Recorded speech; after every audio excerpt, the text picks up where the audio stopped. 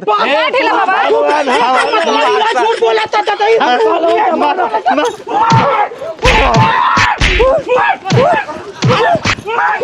पानी बाबा कहत रहे हैं बाबा बहुत मस्त बाटे, काम हो जाई। अरे ठीक है बाना, काम हो जा। चला और ऐसे कहाँ चला था, चला बाहरे बाहरे चला। जान था गंगों में बहुत सारे लोग बाटे, टोक ओक दे है ना तो हमारे लोग का काम उम ना होई। यही नाते बाहरे बाहरे चलबा ना तो केहू ना टोकी। और सुना ना, केहू टोकी ओकी भी ना तो कुछ बताइया ना कहाँ जात है। ठीक है सीधे चला। सारे कौन राज हमन के देखल चाहे कुल हरामी बाटे। कीड़ा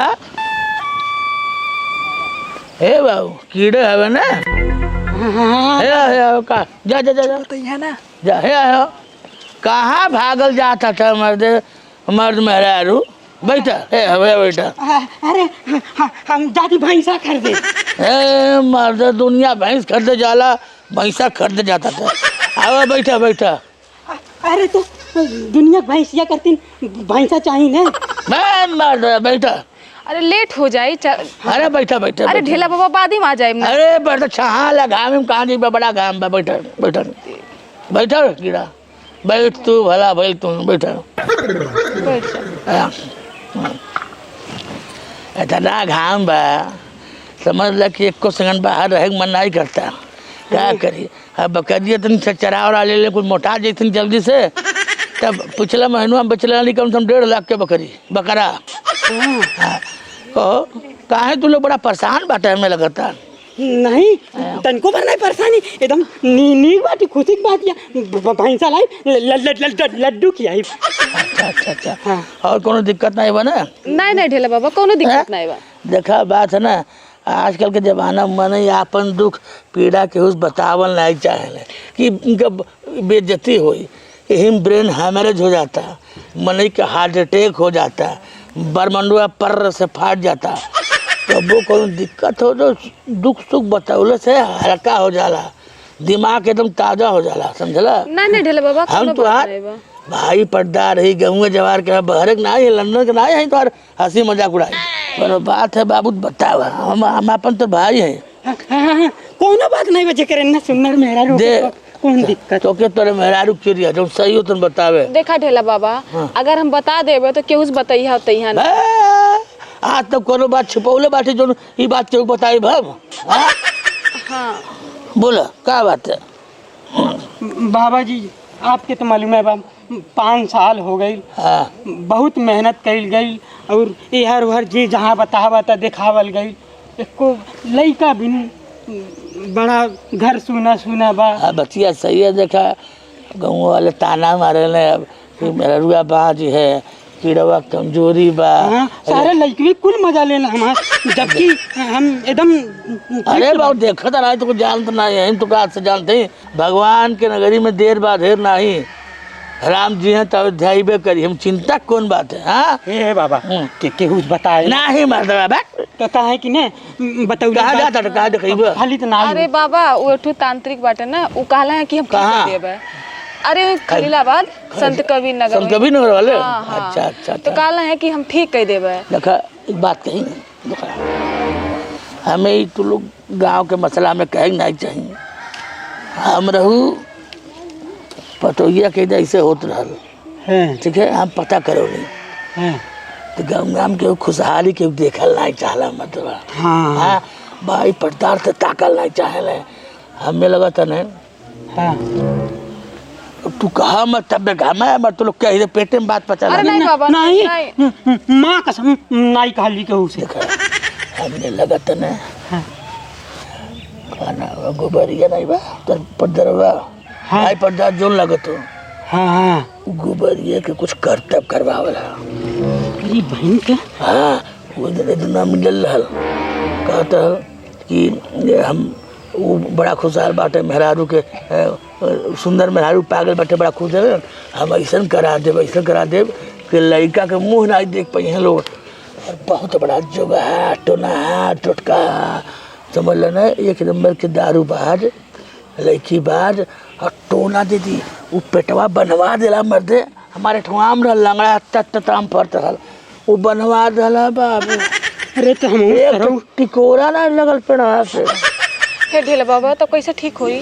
ठीक नहीं अब अरे सारे रुका ना। गोबरिया हम गोबर निकाल कर रहा तो घबरा मत, तू जा, हम तुमको उपाय बताई। पहले गोबर ही ठिकाना लगाओ बस, ठीक है? हाँ तो दिमाग से काम करा ना। हाँ, जा जा तू जा। चल दिमाग नहीं तो बाबा वो हाथ ना से जाई, काम होगा। तब वो ना जाई। ओ ना तू जा, ऐसे सीधे ऐसे गसरा घूम के ऐसे चलो जा, चलो चलो ठीक है? उठाओ उठाओ। हाँ, अब के मुड़ी बांध के जाके टोके मत। हाँ जा जा जा जा जा चलो उठा उठा। या मतलब गाँव जवार है, केहू के सुख ना कुछ देख पावला। गोबरिया लग चली जाता। हम जाना तानी सब कहाँ जाता का करता सब पता बा हमके। सब ये चाहता कि हमरे लड़के बच्चे ना होए और सब हमार जमीन हर पे चाहता। हे काली माई, हे बरम बाबा, जल्दी से उठा लाई। सब पटीदार हमें, पटीदारे की तरह रहे। आती कोई देले बाड़े सब जने। अरे का कहत रे, का मुंह चमकावत हमारा के देख के? हाँ? तोहरा के का कहत है? तोहरे काहे चिढ़ लागता? हाँ? तू ही कुल करौले बाड़े तबे तो के चिढ़ लागता। अरे बाप का करौले बानी? का अरे कराई तू है? सब हाँ? बतावा का करौले बाड़े। अरे बाबा का बोलू का? हाँ? का हाँ तू चाहत हो हमार जमीनिया लेवे के और का? हे भगवान, हे भगवान, हे भगवान। अरे तू ही बानी, देखी अखिया फाड़ के देखी। हाँ हाँ वो देखी देखते बाटे। हाँ तू काहे इला है? तू के काहे चिढ़ लगल है? त का चमकावत तड़ो जे बैठल हम लगी चमकाई। देखी तो तू का कैले वेला? अरे दादा चमकाई बे। हाँ चमकाई। करे तू कब जाला, केकरे साथे जाला, कौने दिन जाला, हमके सब बतावेला। हाँ कौन बताइए तुमको? कौन बताइए रे? हाँ कौन गांव वाला बताइए? हाँ अरे बताइए ना कोनो। अरे दादा, अरे तो मर्डर हो गया तुरंत 1 मिनट में। होना अभी तू ये कही सकला हाँ? मर्डर। तुम फालतू बोलती हो, फालतू बोलती हो। हाँ? चुपचाप चल जा अपने घरे। ठीक कौन बा? बोलिए तुमको? कौन बोलिए? हाँ? कौन बोली है का? हाँ? तू चुपचाप अपने घरे चल जा। बस हवा निकल गई। गोबरिया और किरवा सारे बहुत आपस में प्यार मोहब्बत चलता है पटदारन में। हमारे करेजा पर सांप लुटाता। ढेला कराते सरोई कुल काम करी है ना। हमार ढेला एहर उहर के झगड़ा लगावल ये है हमार काम। अब पुंडा के रहे वाला ही ढेला बाबा है हमार नाम। सरऊ लोगन के न लड़ा के मार डाली तो हमारो नाम ढेला है। अब तो खेला शुरू हुई। का हो गोबरी? का हाँ मर्दवा बैठा हेरो का भइल? बैठते नहीं मरते। कहाँ घमुआ में ये सब ढोआ ताटा मर्दवा बतावर? कौन ये सरसौटवा रख दी तनी गाज दी। हाँ बरिशवा में खराब हो जाला। हाँ बरिसों तो खराब गाँव जब तो ठंडिया में कौड़ा उड़ा तपरे कम आवला। और बताई का हाल चल बाटे? नीक बा। और तुम्हारे पर्दारे का हालचाल बन के कीड़ा में को रखे। अरे सब बढ़िया बाटे, सब बढ़िया बा? बढ़िया से बा। कहो का बोली? कीड़वा पटला तू लोगन से तू से ना? हाँ कीड़वा से पटला तू यार? अरे एकदम भाईचारा, एकदम हमनी के भाईचारा बना। मेरे रुपया ओकर ठीक जा। अरे एकदम सुंदर भी है। हाँ देख जाए दे मर्दवा। हाँ अब हम कुछ कहब तो कहब कि ढेला बाबा वो लगाओ बचाओ धटे का बोलो? भैल का जा खत्म करे बात। तुम भैल तुम भैल हम बोलब तक जन्म के हम लड़ाओ बचाओ थे। आखिर में बताइब का भइल? देख कह ना चाहिए पर तू के क्रिया है कुछ बताई बनाई ना। अरे हम कह कहते बताए? अरे ढेला बाबा हम देखले वाला कब झगड़ा लगाओ नी। बतावा कीरवा के मेहरारू के लड़के बच्चे नहीं होता टेका। वो तो 5 साल से एकदम परेशान बना सा। हम चाहनी कि भगवान कोनो लड़का दे दे। बैठवा यही खातिर वो बांस कैले बाटे तुहरे में।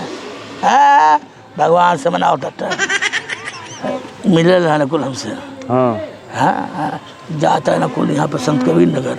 अच्छा अच्छा। हम कभी कहो कीरा कहाँ जात पड़ता? हाँ कल संत कबीर नगर जाते हैं तो हम कहने क्या करें तो कहता कि 5 साल से लेकर नहीं होता थे। हाँ हाँ तांत्रिक कहल है कोनो पर्दारे के ऊपर बरम हकवा दो मुर्गा कटवा दो तो के बरम उरम्बा मेरुआ पे बरमुआ चल जाई पर्दारे के ऊपर। हाँ और अगर पूरे उठिया कोखियम बरम बा तो बरमुआ पर्दारे के ऊपर चल जाई और ओके लड़का हो जाई। ठीक है। हाँ हम केकरो पर हकवाओ ताटा कहता थे वह गोबरिया बा वही गोबरिया बरम हकवाई। हम कहली हे भगवान हे सूरज भगवान सही बात कहत रहो। ऐसा दुनिया में मनाई ना देखली बाबू पर्दरिये में इतना तू माना ताटा तू का सोचा ताटा अगर लड़के होगा तोर पर बरम हकवा था जाए मत दे।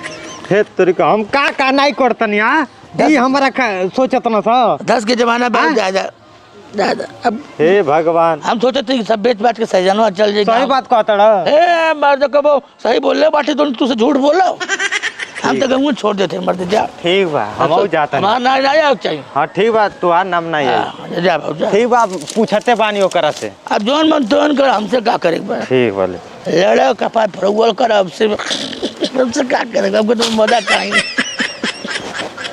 सर लोगन। अब देखा ढेला के करामात चढ़ाला जल चढ़ाला काली माई के पूजत हवे। हाँ करतब करावत हवे जैसे लगा था कुछ जानत ना है। अरे हे तू इस कहा था यो। हाँ तुम्हारा पेट बनवा देला हुआ। हाँ तू के हमारे लड़के बच्चे ना हुए तू तो हमार जमीनिया हड़पा का हमार जमीनिया ना पैबा। हाँ भगवान चाहिए तो हमें लेके जल्दी हो जाइए देख लिया चाहे तू। हाँ तोरे कुछ कहले ना हुए वाला बा का फालतू बोलते रे। हाँ का बोलते रे फालतू बोलत हई। हाँ फालतू बोलत हई। हाँ मेहरारूस का भिड़ा था अरे दम हो तुम मर्दे सारा भिड़ा अब मेहरारूस लगा तू। हे भगवान अरे अरे रुका रुका शांति से तेरी बात करा। एक उनके बारे में हम कितना बढ़िया सोचे नहीं। अरे दादा सोचे नहीं तारी यही आदत करी तो मेरा रू भाग गई। हे भगवान अरे दादा देख लो हम तो उनके बारे में कितना सोचे नहीं। हाँ ते हमारे पर खुदे बोरम करावतले हमके मुगाल चाहतला सतन करे बेना उल्टा चोर कोतवाल को डांटे बरम करे ते हड़पल चाहतला सुना तहन कुनु मियां बीबी। अरे दादा का हड़पल चाहत है और तू करे ओले बाटा हमारे पर बोरम हकवावतले हमारे तू हकवले बाटा बरम। हम हकवाइले बनी और का क्रिया खाता नहीं कि ते हकवावतला स के कालो है हाथ बाटी हमन के कुछ ना है कोली तो भाई से बढ़ के और मानी ला की ई बतिया के कौन कहला सा कौन कहिए तुमको ये बात कवर कहिए। अरे दादा अरे के कैसे है ढेला बाबा कहला है। ढेला हाँ हम तो ढेले बाबा कहना का कहला है कि ढेला बाबा अरे आओ कैसन तू लोग आई अरे दादा तू भाई जावा तू ही कहा था ना कि हमन के ऊपर आई बरम करा के जमीन जायदाद लिहल चाहता। तू का कहीं चला अब हम का पाली हैं। अरे साफा तू कही साफा झूठ बोला तेरी। अरे दादा ये मर तो है कि हम आओ के तो तू ही कहला। अरे दादा ए ढेला बाबा मतलब झूठ बोला था मार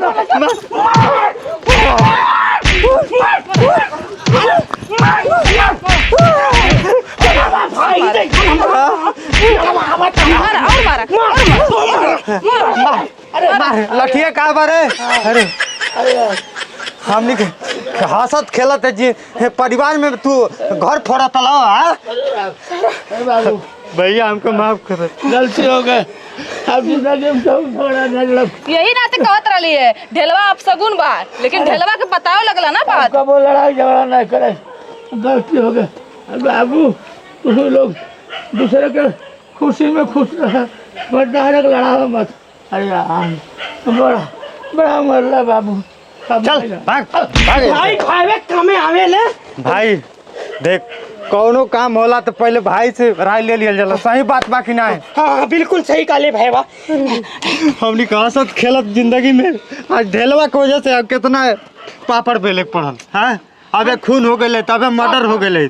अगर सुबह का भूला शाम के घरे चली आवे तो के भूला नहीं भोला कहेला। भैया माफ कर दे भैया।